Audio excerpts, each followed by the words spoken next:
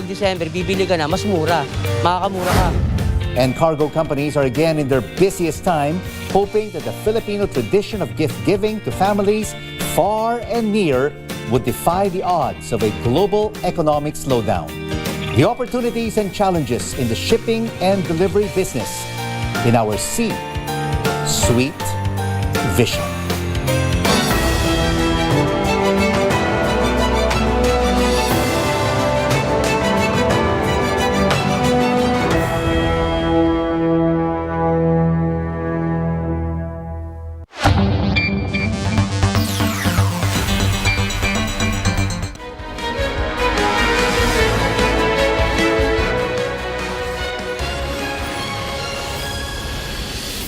This is Newsnight, where we go above and beyond the headlines. I'm Pia Ontiveros. Tonight on the program, Typhoon Henry is forecast to further weaken, but not without leaving at least one casualty behind.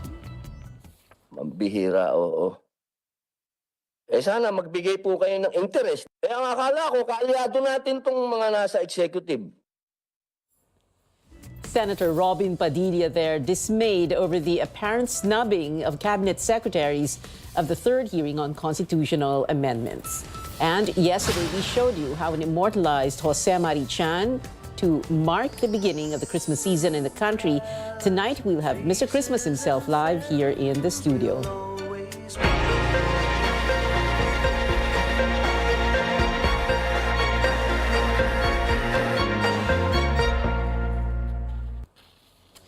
Henry left at least one person dead before weakening into a typhoon. The Cordillera police say a 37-year-old farmer in Mayoyao town in Ifugao was killed in a landslide caused by continuous heavy rain. Officials say the rains were brought about by Super Typhoon Henry and Tropical Depression Gardo. Gardo dissipated into a remnant low on Thursday. Police added the victim was reportedly trapped in his brother's house, which was buried in a landslide on Wednesday. The body was only retrieved the following day. Disaster management officials say they are validating the police report. So far, tropical storm signal number 2 is still up over Batanes. People there should expect damaging to destructive storm force winds. The Babuyan Islands and the northeastern portion of mainland Cagayan are under storm signal number 1. These areas might see flash floods or landslides. All areas under storm signals, as well as Ilocos Norte and Abra, should also expect moderate to heavy rains tonight. The southwest monsoon, meanwhile, will bring rains over Isabela, the western portion of Central Luzon, and the rest of the Cordilleras. Pagasa says Henry continues to weaken while moving northwestward over the Philippine Sea, northeast of Batanes. This typhoon is seen to weaken further in the next 12 hours. Pagasa says a short period of intensification may take place by tomorrow morning through Sunday, when it is expected to exit the country's weather monitoring area. Let's now check what's happening on the ground. Reporting live from Apari in Cagayan is Stanley Gajete. Stanley, what is the situation there like? Pia, it's been windy and cloudy with occasional rains here in Apari, Cagayan, and there are huge waves in Babuyan Channel as well due to Typhoon Henry. There are also strong winds and waves in the shores of many northern Luzon provinces. While Henry did not make landfall, its position within the Philippines throughout Friday affected the islands of Batanes, the Babuyan group of islands, and parts of northern Luzon including Cagayan, Ilocos Norte, Abra, and Apayao. Light to moderate rains were experienced, says the Weather Bureau. Naka-observe tayo ng light to moderate na rains at times heavy. Batanes and Calayan Island here in Cagayan experienced strong winds and moderate to heavy rains. May mga bugso ng ulan, may thunderstorm, kumukulog sa kidlat. Para sa dami ng experience namin, parang intensified lang na southwest monsoon. Sa awalang Diyos, hindi naman hindi alarming. Hindi siya magkapos ng damage. In Itbayat, Batanes, the country's northernmost municipality, a riprap made of stone was damaged because of continuous rains last night. Kakalukuyan, nakaranas ang Itbayat ng medyo malakas na hangin at pabugsog-bugsong ulan. Medyo maaraw din po sa ngayon. Simula kahapon, wala nang biyaheng bangka dahil sa gale warning. The same scenario was observed in Basco, Batanes. Waves in coastal areas in Apari, Cagayan continue to limit the movement of fisher folk, affecting their livelihood. Some residents now opt to fish, even near the shore, just to get food. Tignan sir kung may mahuli ako sir, pangulam namin. Wala naman sir, ganyan na naman ang alon. Nakaduyan na naman kung walang mahuli dyan. Hindi ko kaya talaga bangkan yan sir. Bangkain yan. Kung malaki lang yung bangka, kaya. Kaso maliliit lang po. Maliliit lang po yung bangka. Pang-ulam lang po pa. The Regional Disaster Risk Reduction Council is still monitoring the movement and possible impact of Typhoon Henry. All national roads and bridges in Cagayan region remain passable. Electricity and communication lines are unaffected. Water level in Cagayan River and creeks are normal. Behind me is the Babuyan Channel, and as you can see, waves are still rough and huge. Fisherfolk are now waiting for calm waters in the coming days as the weather improves. And that's the latest here in Apari, Cagayan. Back to you, Pia. Stanley Gaheta there reporting. Shifting gears, bamboo and seaweed industry leaders are appealing for more funds to boost production. The Seaweed Industry Association of the Philippines says seaweed accounts for the bulk of aquaculture production. It adds the country still has about 85,000 hectares of underutilized municipal waters. We have to go out from the near the coastline towards the deeper part of the sea. No? Yan yung deep sea fishing. Deep sea seaweed farming. Now, malaki po yung space niyan, pero it's a costly undertaking. Way back in 2012, we used to have a budget allocation of 250 million. Ngayon po 40 na lang. The Philippine Bamboo Foundation says prices have spiked because of dwindling local production. The group flagged the lack of commercial plantations and education among farmers as causes of wrong harvesting. The foundation adds helping the industry can create more jobs in rural areas and mitigate the impact of climate change.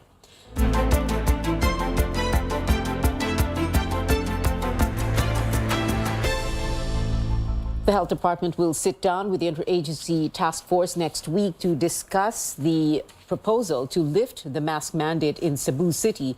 Officer in charge, Maria Rosario Vergeres, says they will study whether this could be implemented towards the end of the year.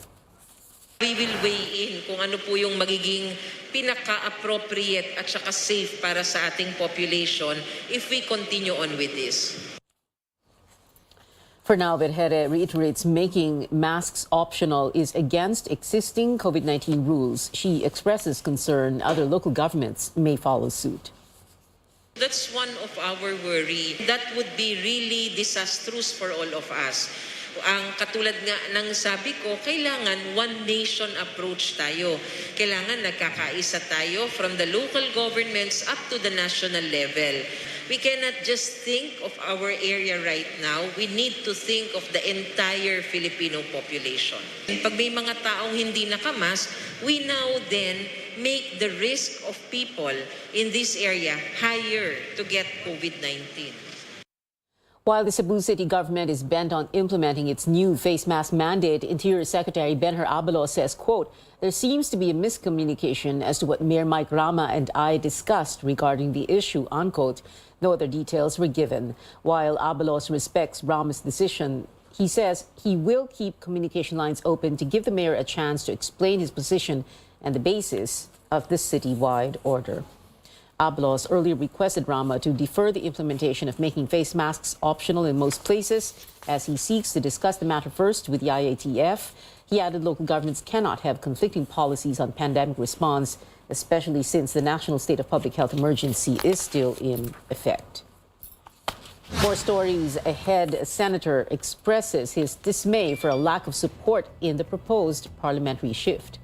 And another attack on the lawyer in Cebu City leaves the local legal community in shock. Keep it here on Newsnight.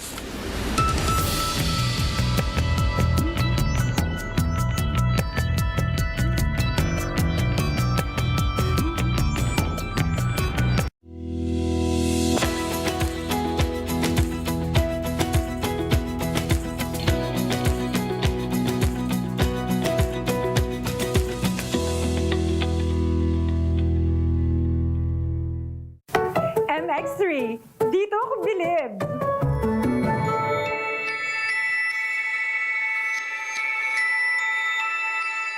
Mahalagang paalala, ang MX3 capsule ay hindi gamot at hindi dapat gamiting panggamot sa anumang uri ng sakit. MX3, tunay, natural at orihinal.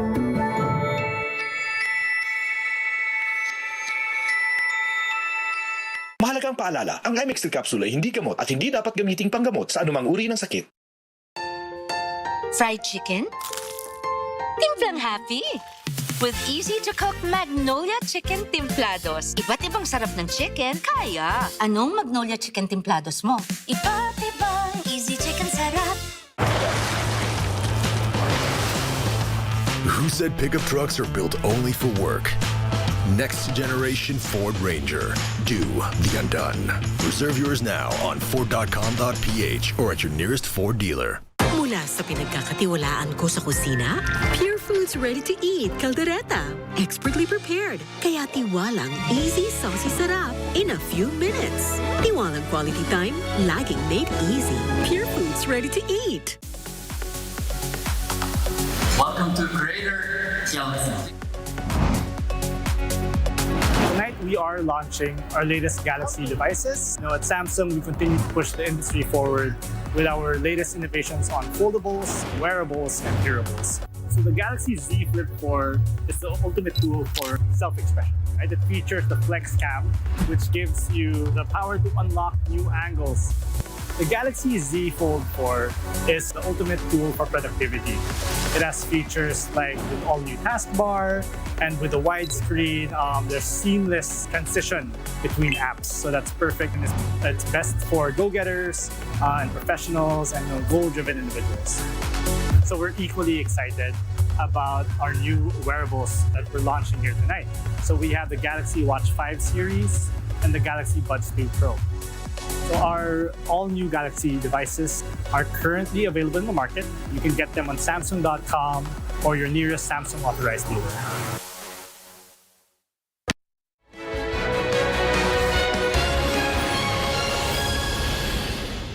Welcome back to CNN Philippines. The Philippine peso drops to its weakest in 18 years. The local currency closed at 56 pesos and 77 centavos against the dollar today, worse than the 56 pesos and 45 centavos recorded in October 2004. The peso also hit an intraday low of 56 pesos and 90 centavos. Analysts attribute the peso's further decline to signals from the U.S. Federal Reserve to keep interest rates high in a bid to fight inflation. Senate Committee on Constitutional Amendments Chairman Robin Padilla appears to have been snubbed by so-called allies during a hearing on charter change today. Amor Santos has that story. Magbihira, oo. Sana magbigay po kayo ng interest. Ang akala ko, kaalyado natin tong mga nasa executive. Kung kaalyado namin talaga kayo, siputin nyo kami. Senator Robin Padilla is dismayed over the absence of cabinet secretaries at the third hearing of the Senate Committee on Constitutional Amendments. The National Economic and Development Authority and the Department of Finance did have representatives who attended virtually, while the Energy Department said it will just submit written comments instead. Padilla expresses his frustration by saying the way to go is a shift to parliamentary. Sumasama ang loob ko, kaya ang nangyayari, pinipilit kong baguhin natin ito. Kasi kung ganito ang sistema, na para tayo nagmamakaawa dito sa executive, na para makasama lang natin, sana mag-parliamentary na lang tayo. Dahil sa parliamentary, obligado silang humarap. A parliament holds both executive and lawmaking powers, with members elected per district. National Security Advisor Professor Clarita Carlos agrees there are many good things about this. There will be no notion of term limits. If you're elected as a member of parliament, you can be elected for as long as you are alive. No term limits, no political dynasties. Parliament is a talking environment. You talk. If you zipper your mouth there, you'll be ousted in the next election because that's why no bobo can be member of parliament, by the way. I'm sorry for the use of the word. Padilla also has an ally in Minority Leader Coco Pimentel. Para sa akin, very simple. Mabilis ang decision making. But economist Winnie Monsod points out, only 2 countries have changed their form of government from 1962 to 1998. Both Cyprus and Sri Lanka shifted from parliamentary to presidential. She adds studies show conflicting evidence on which form would lead to less corruption or better democracy. Higher government spending is seen in a parliamentary government with no significant impact on a country's economic performance. While Padilla wants to repeal the 60-40 constitutional limit on foreign ownership, Monsod says it's not necessary and won't even guarantee foreign direct investments. If the purpose of the revision of that constitution is to attract foreign investment, it's not going to happen. It's not sufficient, you see. Never. You have to do the other things first. Padilla plans to consult with local officials and indigenous groups in the provinces, starting with the Cordilleras after the budget season. His goal is to come up with a committee report on charter change before the year ends. Amor Santos, CNN Philippines. The Philippines is expected to sign several business agreements with Indonesia and Singapore when President Marcos makes his state visits to both countries next week. Mr. Marcos will be in Indonesia from Sunday to Tuesday. He's set to meet Indonesian President Joko Widodo. Apart from defense and culture agreements, the 2 chief executives will witness a signing of a comprehensive plan of action on the country's bilateral priorities over the next 5 years. The country's chief executive headed to Singapore on Wednesday, where he will separately meet with President Halima Yacob and Prime Minister Lee Hsien Loong. Mr. Marcos and Lee will witness the signing of agreements in the areas of counterterrorism and data privacy. The House Appropriations Committee swiftly approves the proposed 9 billion peso budget for the Office of the President next year. The fund for President Marcos's office includes 4.5 billion pesos for confidential and intelligence funds. Lawmakers ended the budget hearing in a matter of minutes. By tradition, extending parliamentary courtesy to a co-equal branch in government, I move to terminate the budget briefing of the Office of the President. Kabataan Party List Representative Raul Manuel plans to question the Office of the President's confidential funds when the budget is taken up in plenary. The Office of the Press Secretary appealing to lawmakers to help save the government-owned Intercontinental Broadcasting Corporation, or IBC-13, from shutting down next year. Press Secretary Trixie Cruz Angeles says the Budget Department rejected the proposed 73 billion peso budget for IBC next year. The network received zero funding based on the National Expenditure Program. Kaya po ito nabigyan ng zero ay dahil ang categorization ng IBP is for privatization. Ngunit base dun sa batas, kailangan pag pinrivatize natin yung IBC, makadeliver siya ng at least 1 billion para sa modernization ng PTV natin. Hindi po makaka-raise at the current state ang ating IBC. Kailangan palakihin natin yung value niya, pero hindi natin magagawa yan at this stage, lalong-lalo na pag mag-force to close. Kung hindi po malagyan ang IBC, mawawalan po ng trabaho yung ating workers at by January, close operations na po tayo. The Environment Department looking to hold public consultations on the rehabilitation of Manila Bay following the completion of the Dolomite Beach. The DNR admits it is facing some challenges, such as the presence of solid waste and water hyacinths, as well as informal settlers. The agency is coordinating with the Department of Human Settlements and Urban Development to prioritize the relocation of poor families living near the waterways that lead to Manila Bay. We fully intend po to have a public consultation on this, especially as there have been many perspectives brought forward po ng mga communities, scientists included, and other environmental groups who are concerned with the implementation. In due respect to the efforts that have been done, I think that there have been some positive impacts. However, this is a complex situation wherein the ecosystems are actually interrelated and have been somehow disturbed.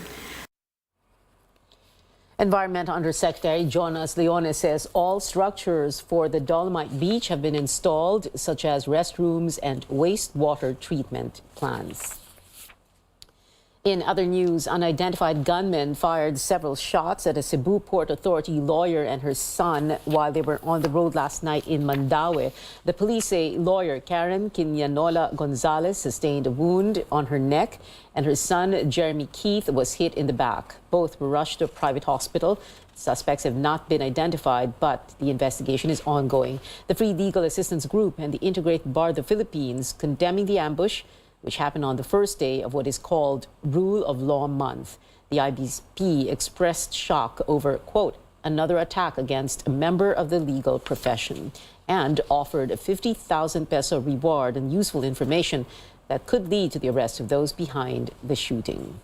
The Cebu Port Authority, in a statement, asking the public not to share the victims' personal information for their safety.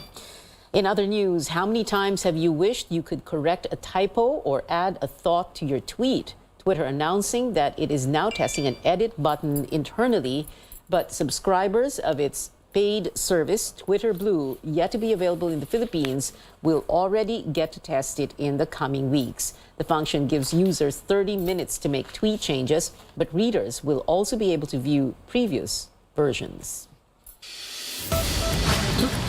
Up next on Newsnight, with their backs to the wall, the San Miguel Beermen are looking to extend the Philippine Cup Finals to a winner-take-all Game 7. And Christmas definitely in our hearts as we enter the so-called Burr months. Philippine Christmas icon Jose Mari Chan joins us next. You're watching CNN Philippines.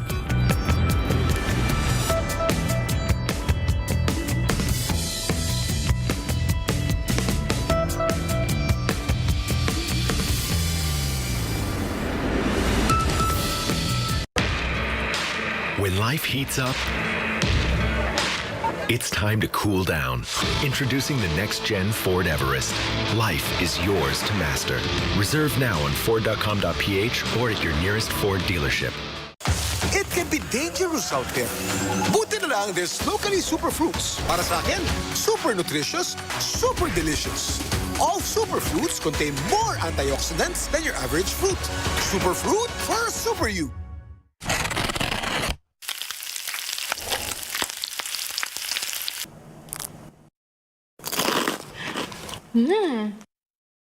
Friends, try nyo to. Vet-approved Nutri-Chunks in lamb flavor. With active boost and prebiotics na pampalisto. Made with real lamb goodness. With essential nutrients to help keep them strong, healthy and happy. Listo, ganado sa Nutri-Chunks. Now it's time to live the light life. Let's have San Mig Light with the sun out. Any hour is now happy hour. Ang katapusan ng bawat kwento, may inuumpisa ang bago. Get into the light life. San Mig Light.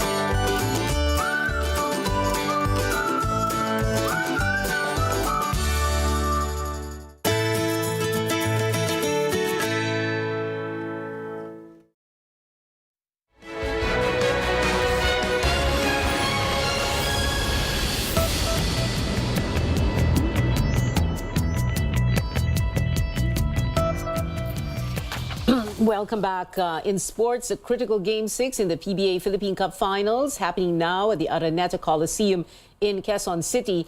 The TNT Tropang Giga only need a win tonight for the crown, while the San Miguel Beermen playing to force a Game 7, hopefully on Sunday. The score is 51-30 in the second quarter in favor of San Miguel. Filipinos welcomed the beginning of the Burr months, regarded as the unofficial start of the country's Christmas season, the longest Christmas season in the world, by the way. Mr. Christmas, Jose Mari Chan's memes have taken social media by storm, as they do every year. One shows him wearing a Santa hat and a face mask, peeking from behind a wall, hinting that he's on his way to spread some Christmas cheer. Another meme features American diva Mariah Carey, also a Christmas icon for her modern classic, All I Want for Christmas Is You. Jo Mari Chan and Mariah definitely bringing the Christmas feel through their voices and songs. Is there an ad stop? Just yesterday, we caught up with the founder of Funko Fanatic PH, Nico Lim, and JMC's daughter, Liza Chan Parpan, who talked about the latest Funko Pop line, Jose Mari Chan in a black suit and a yellow tie with a microphone in his right hand. And tonight, we have Mr. Christmas himself here in the studio. Good evening. Tito Joe, welcome to Newsnight. Thank you very being much. here. But I don't like to be called Mr. Christmas. Yeah, parang that name belongs to Jesus Christ, the baby Jesus.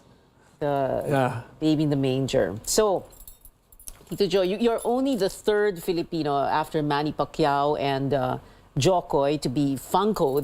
That's supposed to be a word now. And I understand from your daughter Liza, like we said earlier, Liza was here, and Nico Lim of Funko Fanatic Philippines, that you were wondering what Funko was. The first time Liza talked to you about it, you were like, what's that? That's correct. Oh. But apparently there are many collectors of Funko in the Philippines. Right. I didn't know that. Yeah. Some of them are good friends of ours. Oh, okay. So Liza brought some of the Funkos to you so that you could see. For me to autograph. Oh, to autograph. Okay.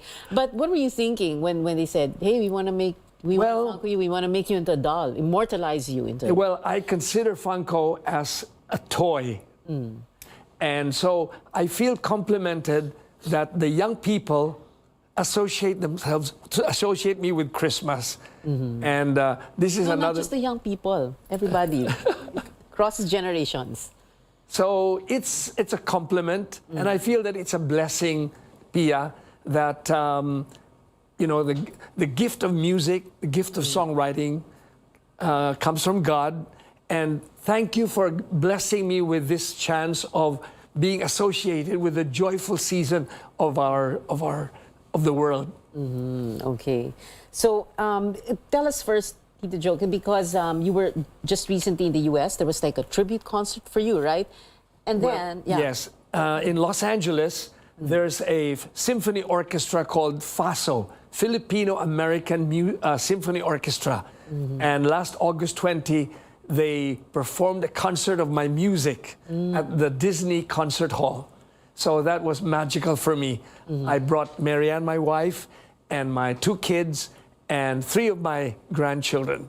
Okay, that was great. And Liza said that she also brought you to a Funko store. Yes. The biggest one in the U.S. and in the world. Yes, and so they showed me around, and I bought a few Funko dolls to give away. Yeah. Which ones? Well, the Michael Jackson. And Michael Jackson, and what else? What else? Some others. I can't. Oh, there's a picture of me there. Yeah, in that store. Yes. Yeah. Okay. So, but Liza brought you there precisely so that you could see, how big Funko was and what it's going to mean. That's right. And the choice pala of the release date, yesterday, September 1, that's because of the start Burr of the month. Christmas season. Yeah. The coming of the Christmas season in the Philippines. Okay. But I heard from Nico that the plan was to release this last year, September last year. Honestly, I didn't know that. But I guess, as you had mentioned earlier, it's perfect timing because last September saw the upsurge in the COVID cases. So it would have been a bad time. So this is a good time. Tama-tama. Yes. Okay. Tito Joe, let's talk about very quickly the memes. There's so many that come out every single year. It's like clockwork talagang basta September 1, kahit na hindi pa September 1 may maglalabas na malapit na, yung mga ganun, The peeping. Yeah, the thing, peeping. Yeah. It's a good thing I was telling my friends that my name is Joe and not Tom. Otherwise, Okay. I would be a peeping Tom. At least you're a peeping Joe. Okay. But when you see all those memes and then, well, like you said earlier, you feel that it's good to be associated with Christmas. But what's so important to remember about Christmas? Well, although I know it's like 3.5 months away. I tell my friends that the essence of Christmas is love. That our Lord came into this world out of love for us. And also, when you think of Christmas, you think of the Holy Family, Saint Joseph, Mama Mary, and the baby Jesus. So, family is the essence of Christmas. And so it's very important for the families to get together, heal wounds, forgive one another, and so on, and be united, So, and what else? I also tell my friends that our Lord Jesus Christ was not born in a castle. He was not born in a palace. He was born in a simple stable. So that means that the baby Jesus identifies himself with the poor. So I encourage my friends that those of us who have been blessed with sufficiency should be able to share with those in need, especially at this time of the pandemic, Pia, when a lot of people are out of jobs, a lot of people are in need. So this is a good opportunity for us this Christmas. In fact, every month of the year, but especially Christmas, that we should share our blessings. Okay. I remember last year in our Christmas special with your children, you said specifically that the gift you asked for from them was to donate to charitable causes or to help other people. Yes. So that's the same thing that you asked for. Yes. And we try to visit orphanages and to see that they are blessed with sufficiency, but there are many who are not. So share your blessings. I always think of the three kings who came to visit and they brought gifts to the baby Jesus. And of course, Tito Joe, our gift to the audience come Christmas time will be another Christmas special with you, right? And your children. I'm looking forward to that. Thanks for taping in very soon. Yes. Thank you so much, Mr. Jose Marichan. I won't say Mr. Christmas na para. No. Thank you, Tito Joe. Thank you for being here. And that is it for tonight. Join me again on News.ph at 7 p.m. I'm Pia Ontiveros for Newsnight, where we go above and beyond the headlines.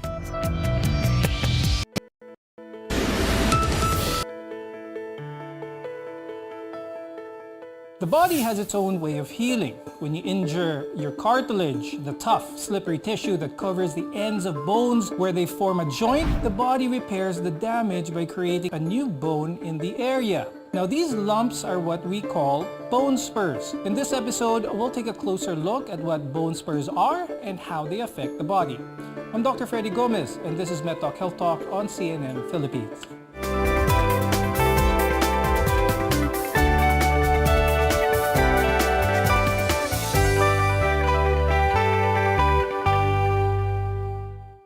Our guests are here today to guide us on what are bone spurs. With us is Dr. Mikhail Louver. He's an orthopedic surgeon at St. Luke's Global City and assistant professor at St. Luke's College of Medicine. Also with us is Dr. Franklin Domingo.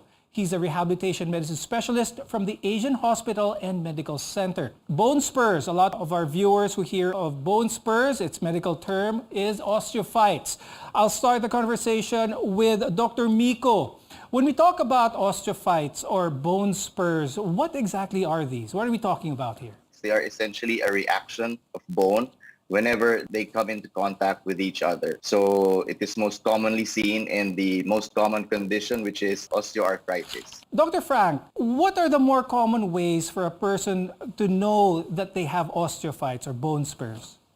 Patients come to us in our clinic, they often even don't have an idea about what bone spurs are. But then when they come in because of neck pain, back pain, heel pain, knee pain, or hip pain, we ask for an x-ray, and invariably a result will come out. And they begin to ask, is this the cause of the pain, or is this something that's just incidental? Is it a pain generator? So that's how we usually encounter the patients who complain of bone spurs. Now, I'd like to ask Dr. Miko naman, when they come in for pain, what are the more typical parts of the body would someone feel these osteophytes or these bone spurs? Where do they usually come out? Essentially, if you look at epidemiology or numbers, it is actually on the knees, which is the most common area where these patients would come in for pain. Next would be the feet, the hands, and then the back as well. Dr. Miko, you mentioned about the knees, the feet, and whatnot. They come in for pain. Let's talk about the character of the pain that someone would usually feel when they do have a bone spur. Is something significant with the pain? Could you describe the kind of pain that a bone spur would elicit? Bone spur pain would give out some form of localized or direct pain on that part of the body. Where it is the knee, then the pain would be localized on that knee region or somewhere close to it. There's also a concept that we call it radiates somewhere close to that area. So essentially, it is pain.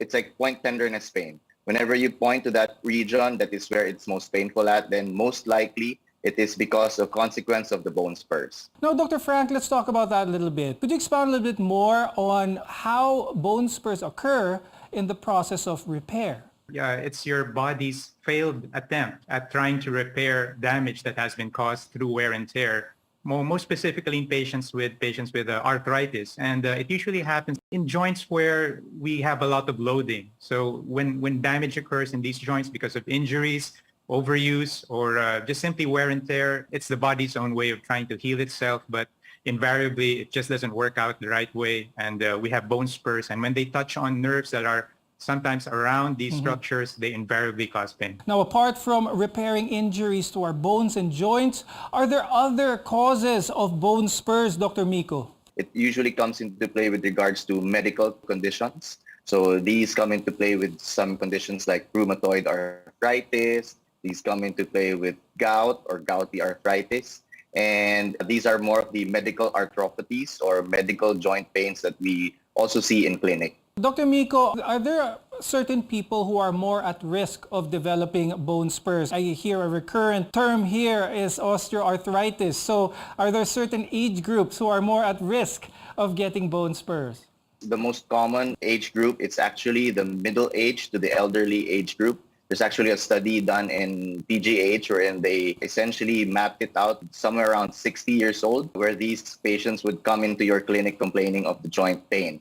One of the biggest factors as well that you could commonly see in medical literature is that these patients who develop these joint pains outside of the age parameter or the degenerative problem, especially when they come into you at an early onset of an age, then we have to think about some form of genetic or medical problem that would lead to these bone spurs. Now, Dr. Frank, is it sort of inevitable for the elderly or those advancing in age to have bone spurs? And if that is the case, are these relieved or not relieved for that matter with your common pain relievers such as those like non-steroidal anti-inflammatories? Bone spurs are much like taxes, as some other doctors would say. They're like taxes in death. They're unavoidable. They just happen. And as with regards to the treatment, when using non-steroidal anti-inflammatory drugs, they would probably just relieve you of the pain. But is it addressing the root cause of the pain? I don't think so. Can diet do anything with osteophytes or bone spurs for that matter?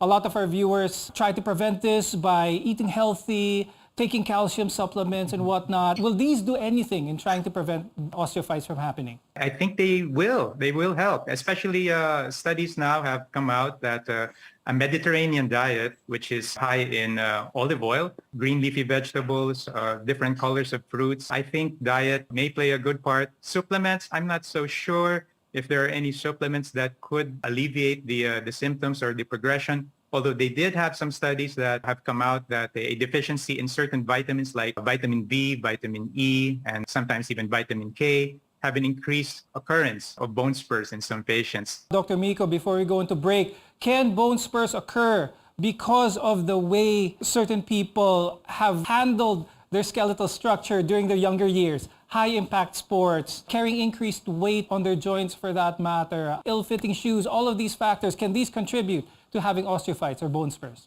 whatever the person has done on to their earlier parts of their lives, essentially it adds to the load on the joint. And then as we know that these bone spurs are natural reaction to these overloading issues, then in a way, it takes a chip daily into your joint longevity. Weight management together with exercise is the easiest way in terms of trying to prevent the progression of these bone spurs. When we return, we'll discuss how bone spurs can be signs of a more serious problem in your body. We'll be right back here on Med Talk Health Talk.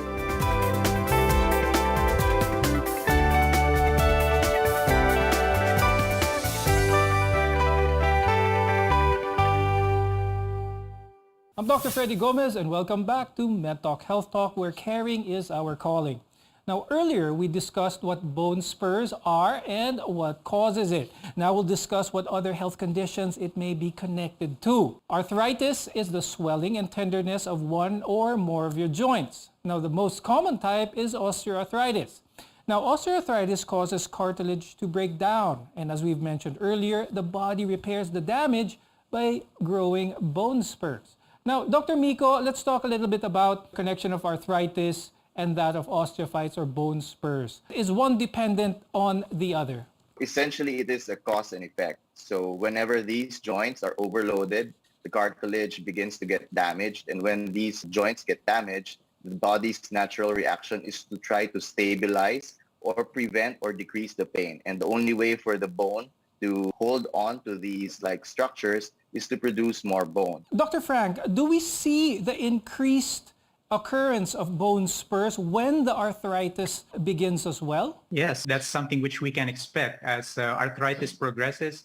The amount of bone spurs that we see in patients' x-rays or in CT scans or in MRIs, we also see that they increase. Again, it's your body's way of trying to heal itself, but it's just not doing the right job. So that we have bone spurs and we have pain. Now, Dr. Miko, given that bone spurs can be a result of arthritis, how do we lessen the risks? Is there a way for us to lessen the risks of arthritis, of developing arthritis to begin with?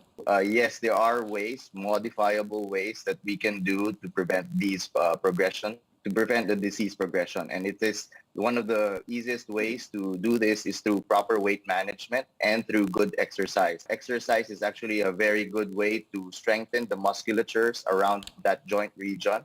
And once we get these good muscles around these regions, then essentially it is a way of unloading the joint. Dr. Miko, could you give some exercises for the viewers that are not hard on the joints, that are not high impact, but at the same time effective in addressing trying to prevent arthritis and therefore bone spurs? It's actually quite a tricky question because it depends mostly on the affected joint.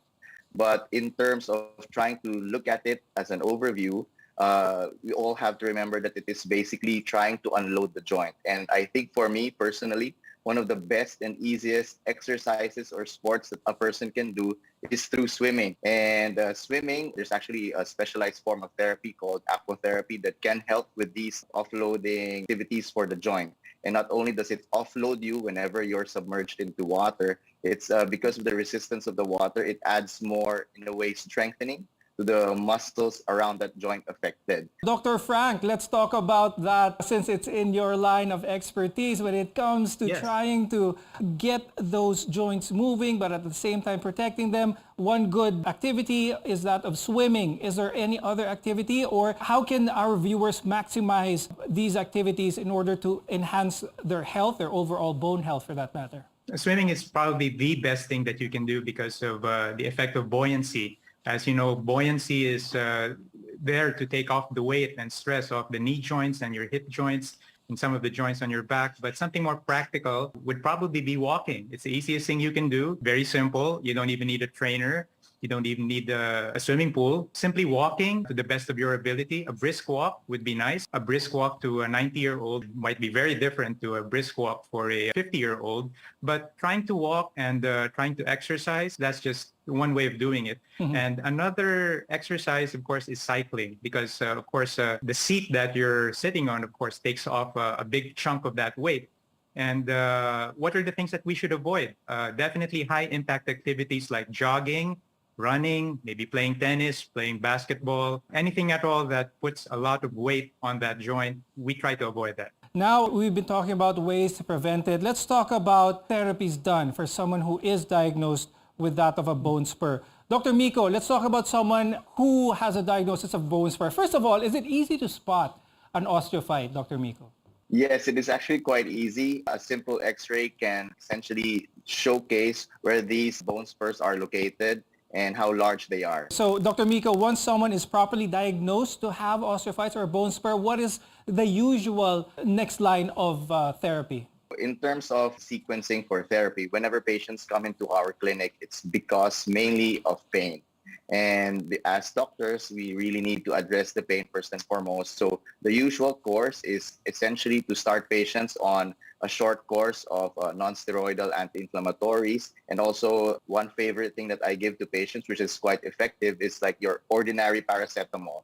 A majority of these cases are in the mild to, essentially they are in the mild to at least a less moderate form of osteoarthritis or bone spur formation. And these can be readily treated by these medications. Now, Dr. Miko, I noticed your first line of treatment was not surgery. Now, my question is, a lot of people say, I have a bone spur. Dr. Miko, why don't you just surgically operate that, get that out, and I'll be on my way? Why is surgery not the first line of treatment when it comes to not just bone spurs, but for a lot of diseases, actually?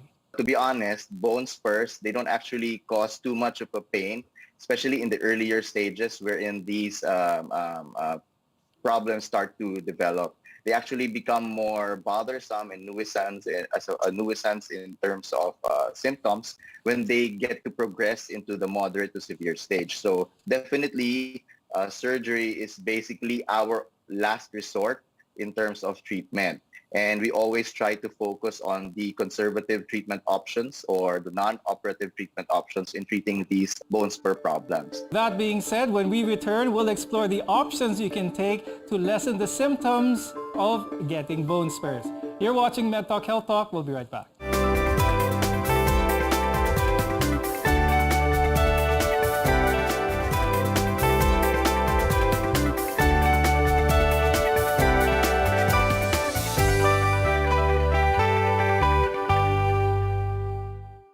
I'm Dr. Freddy Gomez, and this is Med Talk Health Talk, your partner in healthcare.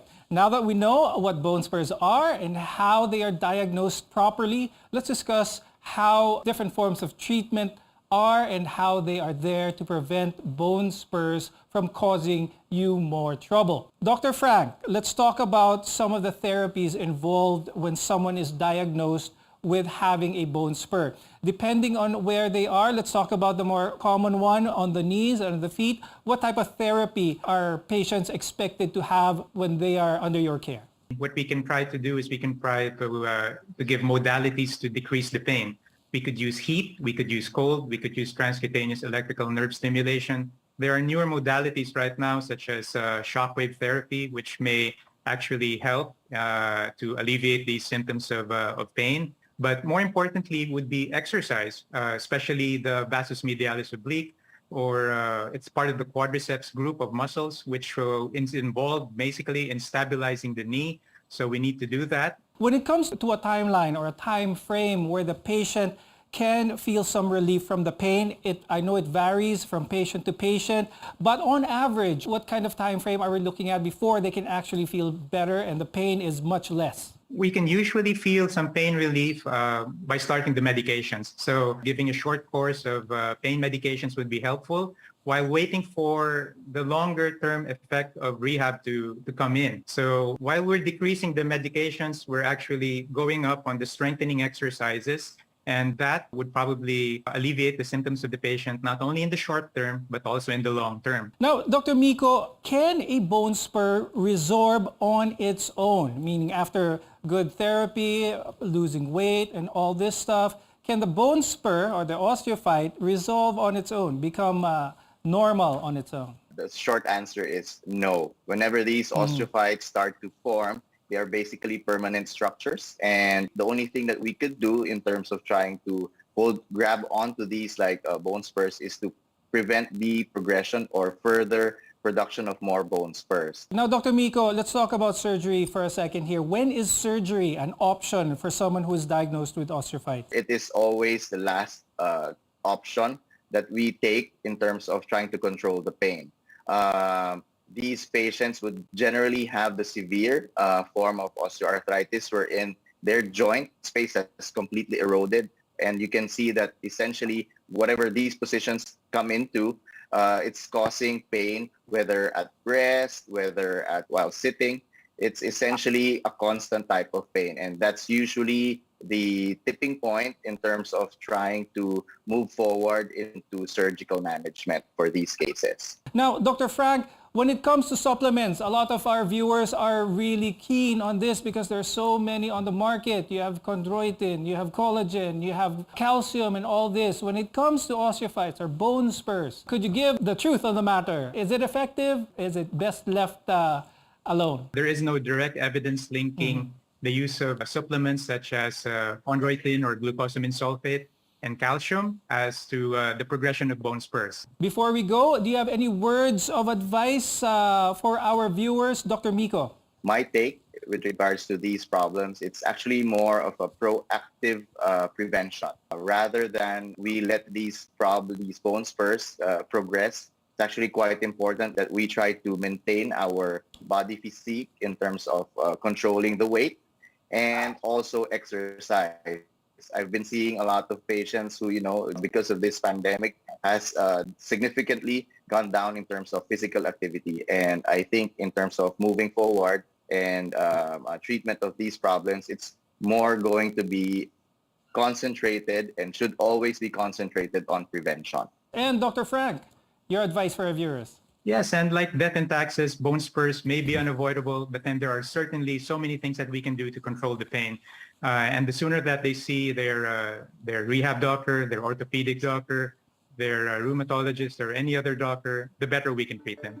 And with that, thank you very much, Dr. Mikhail Louver and Dr. Franklin Domingo for being with us today. You definitely shared a lot of useful information for our viewers about osteophytes or bone spurs. I'm Dr. Freddy Gomez, and thank you for watching MedTalk Health Talk. We'll see you again next time.